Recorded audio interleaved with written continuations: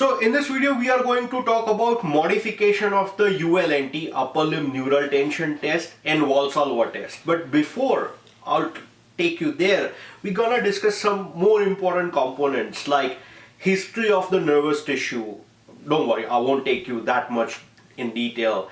History, anatomy and biomechanics. What are the treatment considerations when you considering giving a neural tension as a treatment? What you consider and why you are giving a neural tension? So what are the effects? So let's start first with the history. So Cyriax was the first person who gave a concept of a dural pain, like you stretch your extremities, you have a different kind of pain, so your nerves are stretching. So Cyriax was the first. After that, Maitland was introduced a slump test in the late 1970s. After that, LV gave the upper limb neural tension test like ULNT 1, 2, 3 and 4. And lastly, David Butler gave a concept called as a mobilization of the nervous system in the year 1991. He also introduced a component of, there is something called as a sensitive nervous system, a concept in the year 2000.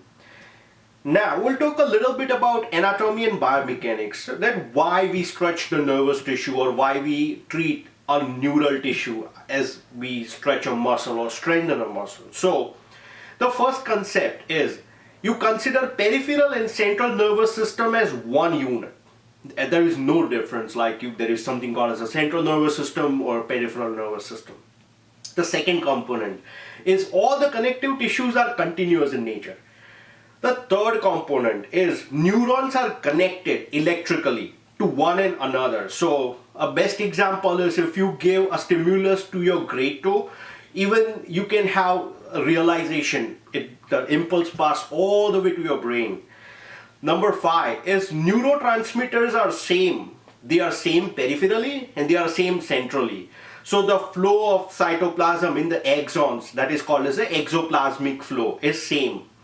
Now, sixth component is the elasticity. So nerves are elastic in nature. Think like a rubber band. You stretch a rubber band and it comes back. So that is the reason, like when you give a SLR test, straight leg raising test, cervical flexion can be a sensitizing component that stretch a nervous tissue even more. Now, we talk a little bit about treatment consideration. So what you consider when you give a neural tissue strength, neural tissue tension test as your treatment component. So first, palpate. So let's say if you consider median nerve as your treatment component. So palpate all the course of the median nerve. Is there any tenderness in the muscle? Because always remember that muscle surrounds the nerve or muscle protects the nerve. There are some exceptions, like some canals.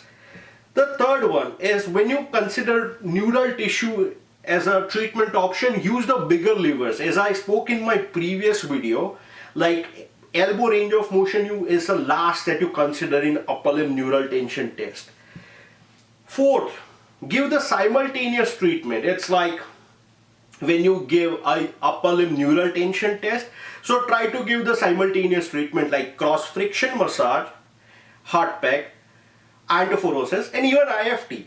And 6, the last consideration when you give a nervous tissue tension test as your treatment, incorporate in stretching and strengthening exercises. So like let's say when you stretch a muscle, try to stretch a sensitizing component to stretch a nerve too.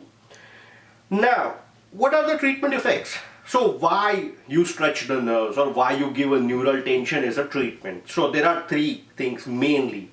First, it improves the vascularization of even the nerves in the surrounding tissues that surrounds the nerve. Second, it improves the exoplasmic flow in the axons of the nerves. And third, it improves the mechanical properties of any particular nerve, like the tensile strength or the elasticity. Now, we'll talk about the modification of the upper limb neural tension test that was described by Evans. So he said that the modification of the upper limb neural tension test are considered as a brachial flexus tension test. He gave 2 modifications mainly. So the first modification, patient is in a sitting position, abduct the shoulder up to 90 degree. If there are no symptoms, laterally rotate the shoulder If there are still no symptoms, ask the patient to put the hand behind the head. If the radicular symptoms are present, that means the test is positive. It's the modification of the ULNT4 ulnar nerve with the root value C8T1. That's the first modification. The second modification is called as a Bikele'sSign. So in that, ask the patient to abduct the shoulder with the elbow fully flexed and then extend the upper extremity at the shoulder level and then ask the patient to extend the elbow. That is the modification of the ULNT4 done actively. If the patient has radicular symptoms in the elbow extension, that means it's a positive Bikele'sSign. Now, last but not the least, we'll talk a little bit about Valsalva test. So Valsalva test measures if there is any pressure increase in intrathecal space. How to perform? Be cautious, but ask the patient to take a deep breath. Second, ask the patient to hold the breath and bear it down as the patient tries to pass the ball. If there is increase in pain, that means there is a pressure increase in intrathecal space. So intrathecal space pressure increase can be because of space occupying lesions, or if the patient has a herniated disc or stenosis or osteophytes, or even some cases tumor. So, but be very cautious when you perform a Valsalva test, because there are high possibilities that patient can pass out or patient may have a fall attacks, because that can hamper the blood supply to the brain. Now, some tests are called as a neurodynamic quick test, like functional assessment, so that you can differentiate the nerve structures that is involved. Like ask the patient to put the hand behind the ear when the patient is reading a book laying down. That means the ulnar nerve is involved.